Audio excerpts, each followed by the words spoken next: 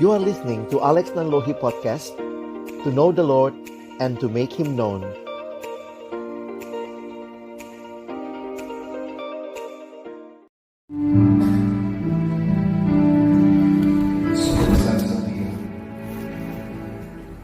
Sungguh besar setiamu,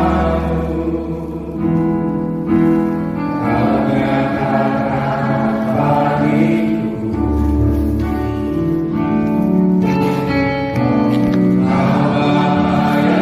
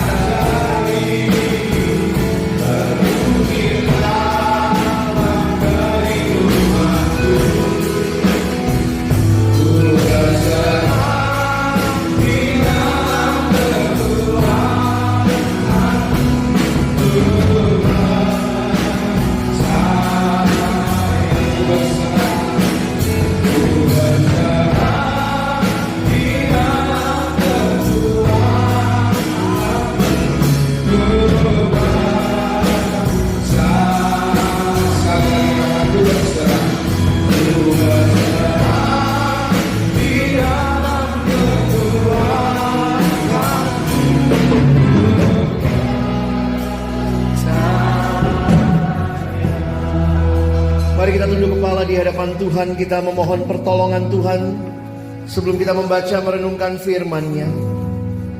Tuhan, kembali kami datang dalam ucapan syukur di hari perhentian yang Kau berikan kepada kami. Kami boleh datang memuji, memuliakan nama-Mu. Tuhan, tiba waktunya untuk kami membuka firman-Mu. Firman-Mu adalah firman yang hidup dan yang menghidupkan. Firman yang kudus dan yang menguduskan. Firman yang tidak berubah, tetapi firman yang kami percaya sanggup mengubah kehidupan kami. Firman yang kami rindukan kembali menyapa setiap kami sore hari ini. Tuhan, tolong kami. Ketika kami membuka firman-Mu, bukalah juga hati kami. Jadikanlah hati kami seperti tanah yang baik, supaya ketika benih firman Tuhan ditaburkan itu boleh sungguh-sungguh berakar, bertumbuh, dan juga berbuah nyata di dalam kehidupan kami. Berkati hamba-Mu yang menyampaikan dan setiap kami yang mendengar. Tuhan, tolonglah kami semua, agar kami bukan hanya menjadi pendengar-pendengar firman yang setia, tapi mampukan kami dengan kuasa dari Roh-Mu yang kudus. Kami dimampukan menjadi pelaku-pelaku firman-Mu di dalam kehidupan kami. Bersabdalah ya Tuhan, kami umat-Mu sedia mendengarnya. Dalam satu nama yang kudus, nama yang berkuasa, nama Tuhan kami Yesus Kristus, Sang Firman yang hidup, kami menyerahkan pemberitaan firman. Amin. Silakan duduk. Shalom. Selamat malam Bapak Ibu Saudara yang dikasihi Tuhan. Kita bersyukur kepada Tuhan buat ibadah kita pada hari ini. Pertama-tama saya secara pribadi bersyukur kepada Tuhan. Terima kasih untuk Pak Gembala di tempat ini yang beri kesempatan untuk saya menyampaikan kebenaran firman Tuhan. Saya Alex Nanlohi, saat ini saya dalam pelayanan dengan rekan-rekan dari Perkantas di sini, dan bersyukur boleh dapat kesempatan untuk juga sharing firman pada malam hari ini. Di dalam satu tema, topik yang diberikan kepada kita adalah tugas dan panggilan gereja. Ini menjadi satu hal yang penting bagi kita untuk sama-sama kita ingat. Dan bukan cuma diingat, tapi kita kerjakan sebagai gereja Tuhan. Kalau kita bicara gereja, Bapak Ibu Saudara sekalian, kita tidak hanya bicara institusinya, gedungnya, sarana-sarananya, tetapi kita bicara setiap kita sebagai umat Allah yang hadir di dalam dunia ini. Saya memilih bagian firman Tuhan malam ini dari Matius pasal yang ke-5. Mari kita membuka bersama-sama Matius pasal yang ke-5 di dalam ayat yang ke-15 sampai dengan ayat yang ke-16. Mari Bapak Ibu Saudara sekalian, kita akan membaca bagian ini bergantian. Injil Matius pasal yang ke-5 ayat 15 sampai dengan ayat yang ke-16. Jika sudah menemukan, saya akan membaca ayatnya yang ke-15. Mohon Bapak Ibu Saudara sekalian membaca ayat yang ke-16. 13 maksud saya, 13 sampai 16. Saya baca duluan ayat 13, Bapak Ibu Saudara baca ayat yang ke-14. Kita bergantian sampai 16. Judul yang diberikan Lembaga Alkitab Indonesia, Garam Dunia dan Terang Dunia. Kamu adalah garam dunia. Jika garam itu menjadi tawar, dengan apakah ia diasinkan? Tidak ada lagi gunanya selain dibuang dan diinjak orang.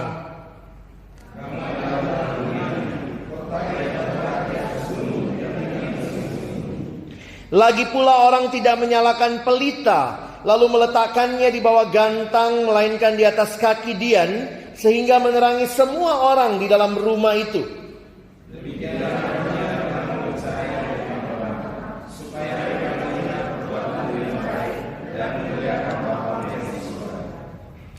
Saudara yang dikasihi Tuhan, betapa mengerikannya kehidupan yang lupa diri, lupa identitas. Saya kalau nonton sinetron Indonesia itu kan suka begitu ya. Kalau mau dipanjang-panjangin tiba-tiba dia jatuh, hilang ingatan. Ya. Kalau sudah hilang ingatan begitu Bapak Ibu, lalu kemudian dia sudah mulai cari-cari, saya ini siapa, saya tinggal di mana. Dulu ada sinetron apa itu? Putri yang tertukar. Wih, Bapak Ibu saya pernah lihat itu ya, pas saya pulang ke rumah lalu ada yang tolong di rumah. dia suka nonton film itu, sinetron itu. Waktu saya lihat, saya kaget waktu itu ya. Itu sudah episode 430 sekian. Ini so DP Oma yang tak tukarin dia ya. Saudara, ternyata dalam kehidupan betapa mengerikannya orang yang tidak punya identitas atau dia lupa identitasnya. Saya coba pikir begini, kenapa dia nggak bawa KTP? Coba kalau dia bawa KTP ya, begitu dia jatuh hilang ingatan. Saya siapa? Saya siapa? Ini kau. Lihat, ini identitasmu. Rumah di mana? Ini ada alamat sekalian. Saudara, betapa mengerikannya ketika orang lupa identitasnya, apalagi peranannya. Demikian juga dengan gereja Tuhan, di mana kita sebagai gereja baik secara individu maupun bersama-sama, saudara dan saya hadir di dalam dunia milik Allah dengan identitas yang Tuhan berikan kepada kita.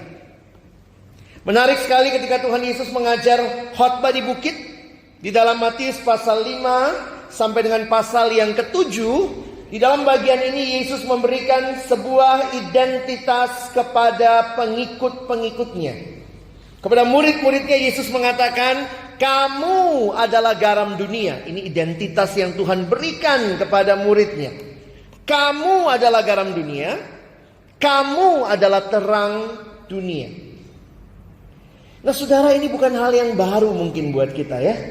Kenapa? Di mana-mana kita sering kali dengar khotbah seperti ini juga. Saya pikir ini Tuhan Yesus ini anak desa ya. Tuhan Yesus itu anak desa, makanya ilustrasinya sederhana-sederhana ya. Ilustrasi Yesus apa? Burung pipit, bunga bakung begitu ya. Kalau Paulus itu anak kota. Paulus ilustrasinya apa? Atlet, prajurit begitu ya. Mungkin terus petinju. Paulus kayaknya zaman itu sudah nonton tinju ya, sudah olimpiade waktu itu kan. Jadi saya membayangkan bagaimana pada waktu itu Tuhan Yesus bicara dengan satu gambaran yang sangat jelas. Tidak ada orang yang tidak mengerti dua hal ini. Karena apa? Setiap rumah tangga yang paling sederhana pun pasti punya garam, pasti punya terang. Dan Tuhan Yesus bilang sama murid-muridnya waktu dia mengajar mereka di atas bukit, kamu adalah garam dunia, kamu adalah terang dunia. Saya ingin membahas sedikit bagian ini untuk kita masuk nanti melihat kepada tugas dan panggilan gereja yang Tuhan berikan kepada kita. Saudara yang dikasihi Tuhan, kita perlu mengerti betul apa fungsinya garam, apa fungsinya terang. Jadi saya mau mengajak kita mulai dengan hal pertama dulu. Kita lihat apa fungsinya garam dan terang khususnya pada zaman Yesus. Di dalam zamannya Tuhan Yesus, garam fungsinya tentu seperti yang kita tahu sampai hari ini memberi rasa. Tetapi juga pada masa itu di mana teknologi lemari es belum ada, maka fungsi lain yang utama dari garam adalah mengawetkan. Jadi untuk mencegah pembusukan dikasih garam, ikan garam, gitu ya. Kita tahu itu. Jadi tidak ada orang pancing di laut. Ada Bapak Ibu pancing di laut langsung dapat ikan garam? Tidak ada ya. Ikan di dalam laut biar bagaimana dia punya daging tetap tidak bergaram. Itu unik ya. Jadi akhirnya dikasih garam untuk menghambat pembusukan. Lalu yang menarik adalah garamnya zaman Yesus diambil dari sekitar Laut Mati yang kadar garamnya sangat tinggi. Pada waktu itu ada semacam kerang-kerang yang bersalut garam. Dan itu yang biasanya kalau mau memasak, dorang ambil sedikit, dorang kikir begitu, itulah jadi garam. Jadi beda sama garam kita sekarang yang sifatnya sudah melalui proses kimiawi. Makanya Yesus ngomong, jika garam itu menjadi tawar. Kalau kita sekarang baca, kok ada garam jadi tawar? Pada zaman itu garam menjadi tawar karena setelah kerang yang bersalut garam itu dipakai berulang-ulang, maka tinggal bongkahan kerangnya atau karang maksud saya ya, bongkahan karang laut dan itu kemudian dibuang. Dan kalau orang mengeluarkan itu lalu melalui proses oksidasi ada banyak udara, lama-lama bisa jadi tawar.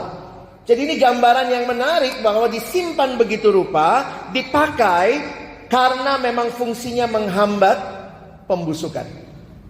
Dan tentu kalau kita bicara terang, dari dulu sampai sekarang ya terang fungsinya menerangi, memberikan arahan, memberikan satu gelap itu tidak enak, saudara. Makanya orang kalau mau bikin dosa digelap-gelap itu ya. Lampu jalan orang lempar, kenapa? Mau mabok di bawah situ ya. Kan tidak enak itu kalau terang-terang mabok-mabok terang ya. Lebih kalau gelap kayaknya rasanya lebih santai, lebih nyaman. Jadi terang itu sebenarnya memberikan satu membongkar begitu ya, membuka. Luar biasa itu terang punya fungsi yang penting sejak zaman dulu sampai hari ini. Nah saudara, ketika kita sudah mengerti fungsi ini, mari kita lihat dulu. Kita itu garam dan terang yang bagaimana. Waktu saya perhatikan ayat ini, baca ulang-ulang, baru saya mengerti Tuhan Yesus tidak bilang begini, kamu garam. Bukan. Tuhan Yesus nggak bilang kamu terang. Bukan begitu. Yesus bicaranya kamu garam dunia. Saudara jangan bilang saudara garam ya. Kita garam dunia. Kita terang dunia. Ini menjadi fungsi yang penting. Kenapa? Karena ayat-ayat ini Yesus memberikan kita konteks.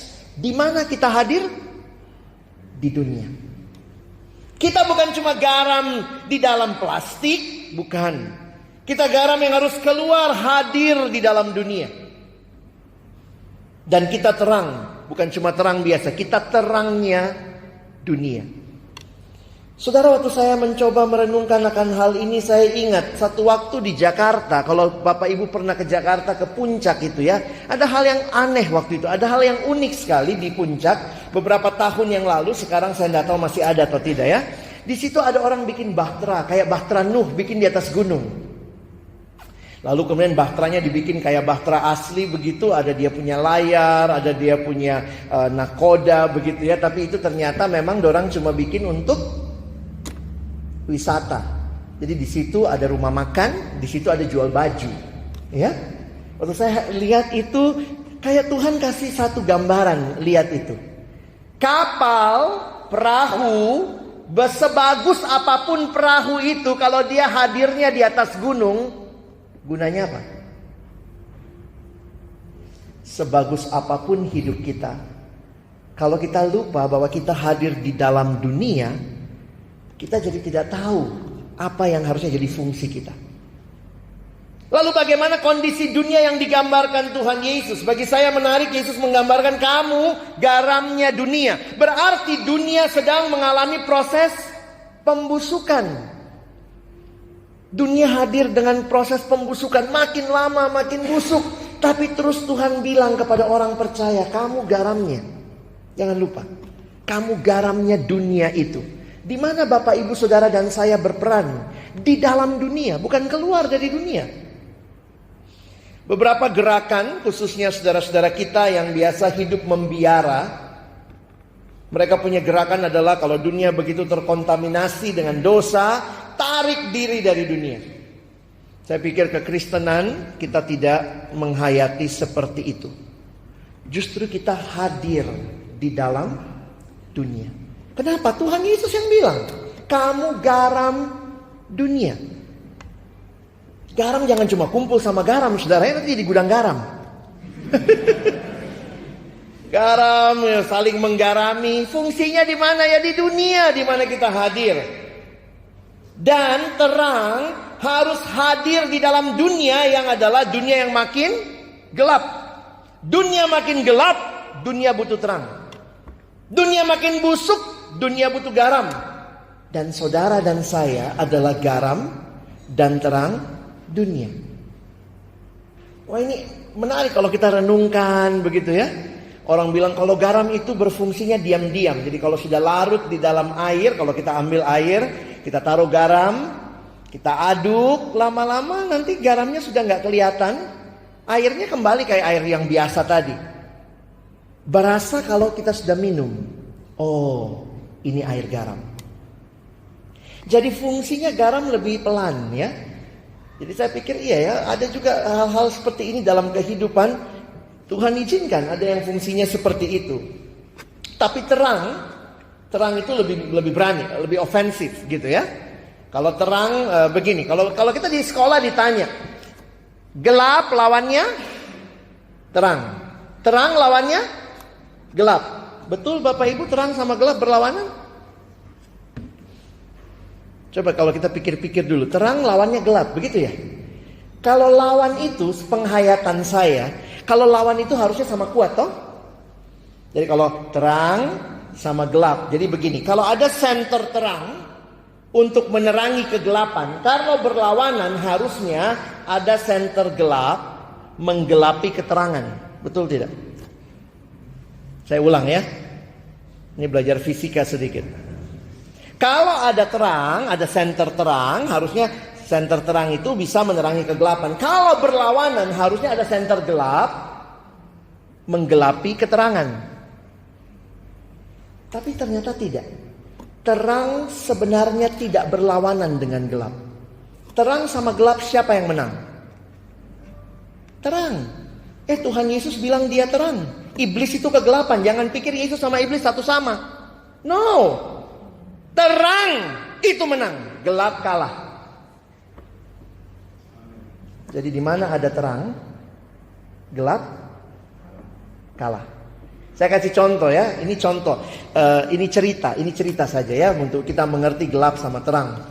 Ini cerita tentang gua, bukan gue, bukan ini goa ya. Ini cerita ada goa ya. Ya begini DP cerita. Satu waktu tersebutlah ada sebuah gua yang tinggal di dasar bumi yang gelap dan dingin. Nah, gua ini satu waktu dapat undangan dari matahari yang hidup di permukaan bumi.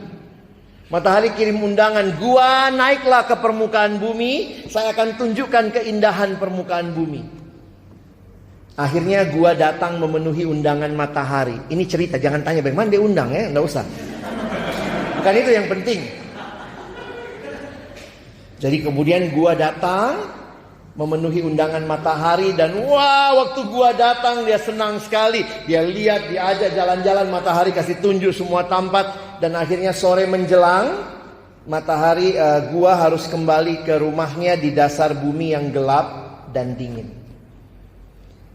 Setelah lama pikir-pikir, si gua merasa berhutang sama matahari.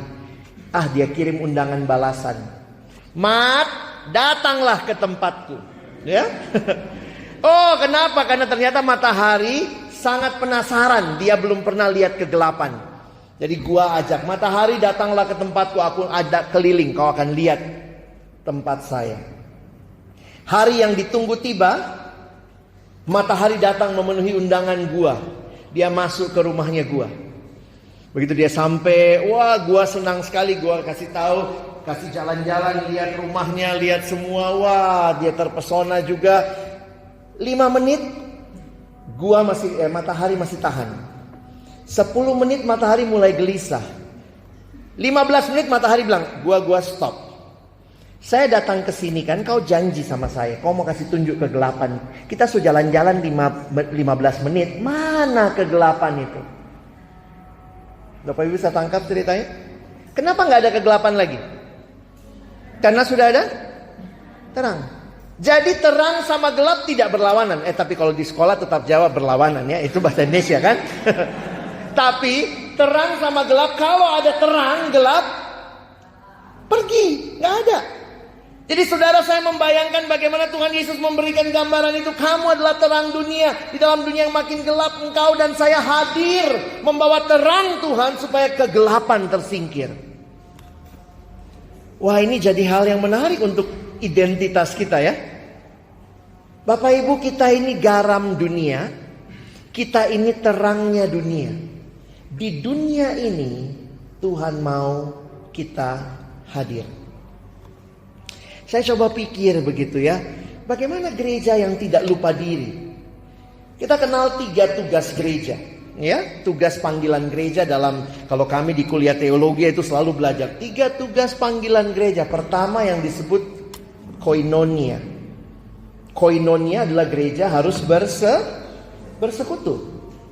Yang kedua yang disebut sebagai diakonia. Diakonia sebenarnya arti dasarnya melayani.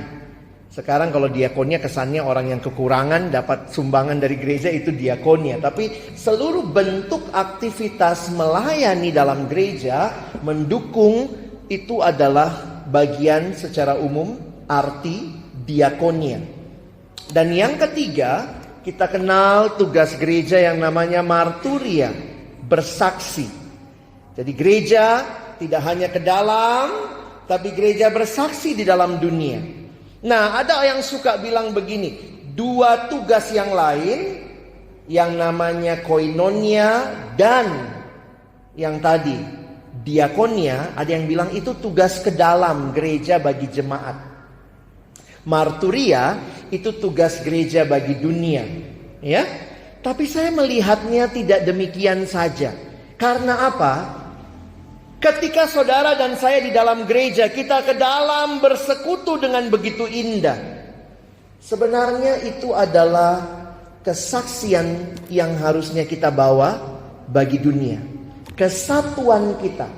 Itu bukan cuma kesatuan ke dalam, tapi keluar. Dari mana orang melihat kesatuan itu? Orang lihat hidup kita. Tuhan Yesus bilang, kalau kamu bersatu, maka dunia tahu. Jadi saya melihat kesaksian ke dalam itu bukan hanya berhenti sampai di antara kita, tapi akhirnya keluar dan jadi berkat di sana. Saya pikir orang Kristen tidak sulit untuk mengatasi radikalisme sekarang, ya. Kenapa? Kita sudah terbiasa dengan orang yang berbeda-beda. Dalam gereja kita ada yang putih, ada yang hitam, ada yang kurus, ada yang gemuk, ada yang sipit, ada yang matanya belok gitu ya. Kita sudah biasa sama perbedaan. Tapi kita bisa satu karena Tuhan. Dan harusnya gereja bisa menjadi teladan kesatuan di luar sana. Betul, kesatuan itu ke dalam. Tugas gereja bersatu. Tapi saya melihat supaya dunia tahu bahwa Yesus adalah Tuhan. Yang kedua, kita bicara diakonia. Diakonia bukan cuma membantu sesama jemaat. Beberapa gereja bikin poliklinik, kadang-kadang bikin pelayanan keliling, membantu. Saya pikir iya ya, ketika kita ke dalam boleh saling membantu, kita juga keluar menjadi teladan melayani. Saudara, ayat yang menarik mungkin kita bisa lihat Galatia 6 ya. Ini saya pikir prioritas kita waktu kita misalnya membaca atau memikirkan pelayanan gerejawi, kita bisa berpikir dari konteks ini. Galatia 6, kita baca ayat yang ke-10. Ini seringkali memang jadi ayat yang dipakai untuk membahas diakonia. Ayat yang ke-10. 1, 2 ya. Karena itu selama masih ada kesempatan bagi kita, marilah kita berbuat baik kepada semua orang. Tetapi terutama kepada, kadang-kadang gereja zaman sekarang cuma ambil DP belakang. Terutama pada kawan-kawan kita seiman. Padahal ayat kuncinya berbuat baik kepada semua orang. Makanya saya kembali melihat, walaupun diakonia terkesan pelayanan ke dalam, tapi sebenarnya itu menjadi satu hal yang di dalamnya saudara dan saya menjadi saksi dan teladan melayani di luar sana. Jadi saya melihat, walaupun orang suka bilang dua tugas gereja ini tugas ke dalam, tetapi di dalamnya saya pikir seperti yang Yesus bilang, kamu hadir di dalam dunia, menjadi garam dunia, menjadi terang dunia. Kita membawa pengaruh, membawa teladan. Kenapa? Karena kita sudah punya identitas yang baru. Dan tugas yang ketiga ya sudah pasti ya, itu karena namanya juga marturia. Marturia adalah menjadi saksi bagi dunia. Makanya orang suka bilang yang dua itu ke dalam, marturia itu keluar. Tapi saudara, saya memang melihat kembali lagi yang dua itu ke dalam dan keluar, dan marturia juga tentunya di dalam gereja terjadi, kita bersaksi, dan bagi dunia kita juga bersaksi. Saudara, kadang-kadang kita suka rasa diri orang Kristen ada yang bilang kita mengidap inferiority complex. Jadi suka rasa diri kita kecil, kita nggak berdaya. Memang sih ya, kadang-kadang dalam sejarah, khususnya mungkin di kota ini juga, bagaimana pergumulan beberapa tahun yang lalu itu membuat kita jadi apatis sama dunia. Apa yang kita akan lakukan kalau kita akan bersaksi kepada dunia? Saya pikir gereja mesti berpikir serius. Tentu setiap kita dalam pekerjaan kita juga menjadi alat Tuhan bersaksi kepada dunia. Tapi ingat bahwa kesaksian yang utama adalah boleh memperkenalkan Kristus kepada mereka. Itu saya pikir tidak mudah. Di dalam beberapa konteks kesempatan memang ya kita secara jumlah, beberapa orang bilang ya kita minoritas. Tapi di sini mungkin saudara bilang ya kita mayoritas begitu. Ada yang juga mengatakan di daerah tertentu kita mayoritas. Bagi saya bukan masalah mayoritas minoritas. Yang penting adalah fungsinya jalan. Mayoritas kalau tidak jalan fungsinya, maaf, lihat gereja-gereja yang besar. Saya tidak tunjuk gereja manapun ya. Tapi gereja kalau sudah terlalu besar, sudah terlalu sibuk sama dirinya, akhirnya tidak berjalan fungsinya. Yang ada cuma gedungnya, bangunannya, strukturnya. Tapi tidak ada fungsi yang berjalan. Kalau kita cuma sibuk dengan mayoritas, minoritas, kalau kita banyak baru kita berbuat sesuatu, kita lupa tanggung jawab. Tuhan Yesus waktu bilang itu sama murid-muridnya masih minoritas. Masih ingat ya? Waktu itu kan mereka cuma 12 orang. Ya, paling banyak 70 sampai 120. Terus Yesus ngomong apa? Yesus nggak bilang karena kita besar, kamu garam dunia. Enggak. Kamu yang sangat sedikit ini, kamu harus berperan di dalam dunia. Memang garam juga kalau terlalu banyak nggak bagus ya. Nanti darah tinggi. Itu kalau mau makan apa begitu, makan kangkung terus terakhir gigit DP garam gitu satu gumpal begitu, rasanya udah nggak enak saudara ya. Tapi poinnya adalah begini, kita hadir memberi pengaruh, fungsinya berjalan. Karena itu saudara, diskusi gereja bukan masalah mayoritas minoritas, punya uang nggak punya uang, lagi punya sarana nggak punya sarana, tapi kita mesti hadir di dalam dunia milik Allah ini. Kenapa? Itu panggilan kita. Tuhan mau kita hadir di situ, kita berperan di situ. Kita baru saja 17 Agustus. Kalau di Jawa ini kami lagi banyak sekali diskusi soal radikalisme. Karena orang di sana kita ketakutan ya. Kalau sampai terjadi apa-apa di Jawa sana, ya saya mungkin kesini saja ya. Kalau daerah yang mungkin mayoritas katanya lebih aman begitu. Tapi saudara, saya pikir jangan lupa. Ketika diskusi-diskusi kebangsaan kadang-kadang bikin kita apatis juga karena kondisinya sangat kayaknya mayoritas, sangat menekan kita, tidak ada kesempatan, gereja bikin gereja aja sulit gitu, izinnya begitu susah.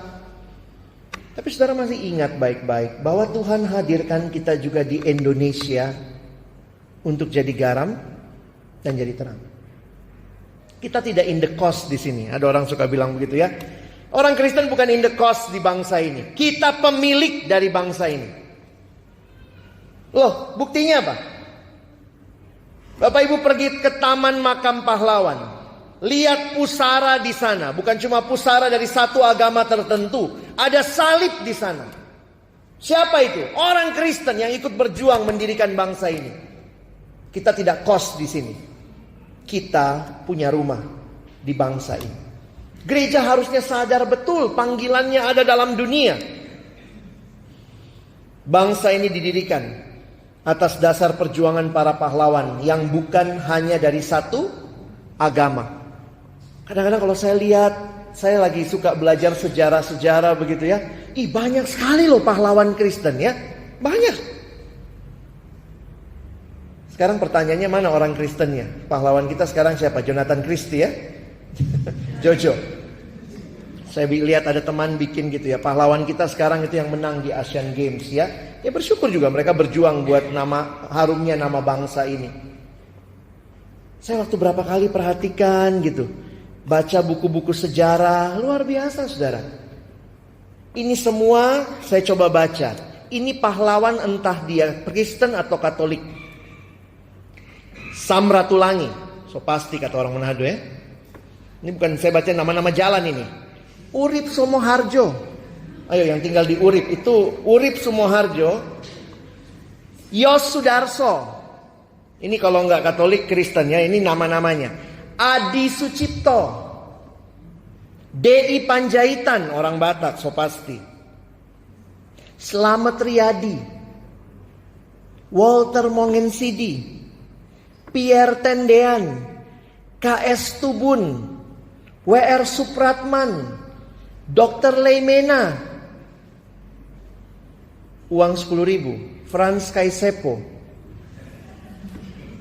So masuk di situ dia. Persembahannya. Kadang-kadang saya pikir begini. Kalau orang Kristen sekarang merasa kita tertekan. Kalau ada apa-apa so mau lari saja. Memang betul kita cari aman ya. Tapi jangan lupa. Ini peran kita. Gereja harusnya ingat perannya di bangsa ini. Jatuh bangunnya bangsa ini tidak terlepas dari peran gereja. Bahkan ketika kita melihat bangsa kita tidak jadi syariat Islam, itu juga karena peran dari orang Kristen. Dalam diskusi itu, Maramis bicara untuk tidak memasukkan 7 kata itu. Dan kalau kita renungkan lagi, saya pikir iya ya. Orang Kristen itu melihat panggilannya dalam dunia bukan cuma sebagai warga negara. Panggilan kita di dalam bangsa ini, di dalam dunia ini, inilah panggilan identitas Kristiani. Kamu garam dunia. Kamu terang dunia. Mari kita bersama-sama sebagai gereja terus berkarya. Pikirkan bagaimana koinonia semakin baik. Kita makin bersekutu. Tidak memandang perbedaan. Kita jadi contoh bagi dunia. Apa artinya orang bersatu? Mari pikirkan panggilan kita untuk diakonia. Melayani lebih baik lagi. Kita bersinergi sama-sama memberikan talenta kita. Kita saling melayani satu sama lain. Harusnya dalam jemaat yang baik tidak ada yang berkekurangan. Kenapa? Karena ada orang-orang yang siap menolong satu sama lain. Tentu yang ditolong harus tahu diri. Beberapa orang ditolong jadi bergantung sama yang nolong. Saya pikir itu salah. Diakonia tidak memanjakan. Tetapi diakonia harusnya mendewasakan orang untuk belajar berbagi. Dan yang ketiga, mari kita bersaksi. Dunia ini butuh Tuhan. Saya pikir kadang begini Bapak Ibu ya. Kenapa 3 hal yang dunia tidak punya? 3 hal yang dunia tidak punya dititip sama gereja. Dunia tidak punya iman. Tidak jelas dia percaya sama siapa. Dan yang dia percaya tidak menyelamatkan. Yang kedua, dunia tidak punya kasih. Kasihnya pura-pura. Kasihnya kalau ada maunya saja. Dunia yang ketiga tidak punya pengharapan. Tidak jelas mau apa ke depan. Tidak punya pengharapan. Orang Kristen kita punya 3-tiganya. Kita punya iman. Kita punya pengharapan. Kita punya kasih. Kira-kira apa tujuannya? Kenapa Tuhan titipkan itu sama gereja? Supaya gereja hidup buat dirinya? Tidak. Tapi supaya gereja hadir dalam dunia. Membagikan iman. Menjadi teladan kasih. Membagikan kasih. Dan gereja tidak pernah putus asa. Kita punya pengharapan yang kekal. Dan ini jadi hal yang menarik untuk kita renungkan. Saya tutup dengan kutipan dari seorang bernama John Stott waktu dia membahas khotbah di bukit. Waktu dia bahas tentang hal ini dia mengatakan begini. Kalau daging busuk, jangan salahkan daging. Tanyakan di manakah garamnya. Kalau dunia makin busuk, jangan salahkan dunia. Tanyakan di mana garam dunianya. Itulah kita. Kalau rumah gelap, jangan salahkan rumah. Tanyakan di mana lampunya. Kalau dunia gelap, jangan salahkan dunia. Tanyakan di mana terang dunia. Kalau kita yang harusnya jadi garam dunia, ikut-ikutan jadi hancur, dunia makin cepat busuk. Kalau kita yang harus jadi terang dunia, menerangi, menyinari, kita lagi ikut-ikutan meredup, dunia akan makin gelap. Mari pulang jadi gereja yang berperan. Jangan cuma tuntut majelis, Bapak Gembala, peran gereja lakukan. Tapi setiap kita adalah gereja. Karena gereja bukanlah gedungnya, gereja adalah orangnya. Kita pulang dan kita berkarya. Koinonia, diakonia, marturia. Supaya dunia tahu Yesus Tuhan dan Juru Selamat. Amin. Mari kita berdoa. Bapa di dalam surga, terima kasih banyak. Kembali kami diingatkan kehadiran kami. Kami tidak hadir jadi gereja di surga, tapi kami hadir sebagai gerejamu di dunia. Di tempat di mana Tuhan mau kami bersaksi, kami melayani, kami bersekutu dan mengasihi. Berdoa buat gereja di tempat ini, segenap umatmu, gembala sidang hamba Tuhan, seluruh majelis, seluruh aktivis, seluruh jemaat, bergandengan tangan sebagai gereja Tuhan hadir bersama di dalam dunia milik Allah. Menjadi orang-orang yang menjadi garam dunia, terang dunia, yang benar-benar menjalankan fungsi kami. Ingatkan kami untuk tidak lupa identitas kami, tapi terus berfungsi menunggu Yesus datang kedua kali dan menggenapkan segala sesuatunya. Terima kasih Tuhan, karena kami hadir demi misimu di dalam dunia milikmu ini. Hamba-Mu selesai berbicara, tapi teruslah berbicara ya Tuhan, di dalam hidup, di dalam keseharian kami. Waktu kami membaca firman-Mu, mendengarkan firman-Mu, kami beribadah, terus kuatkan kami untuk menjalani panggilan kami di dunia ini. Ayat yang ke-16 tadi menyatakan, ketika kami bercahaya, dunia akan tahu, melihat perbuatan kami yang baik, dan akan memuliakan Bapa di surga. Inilah kerinduan kami. Ketika kami jadi garam dunia, ketika kami jadi terang dunia, bukan demi diri kami, tetapi seperti firman-Mu berkata, supaya dunia tahu dan memuliakan Bapa di surga. Tolong kami menjalankan peran kami demi kemuliaan-Mu. Kami bersyukur dalam nama Yesus kami berdoa. Amin.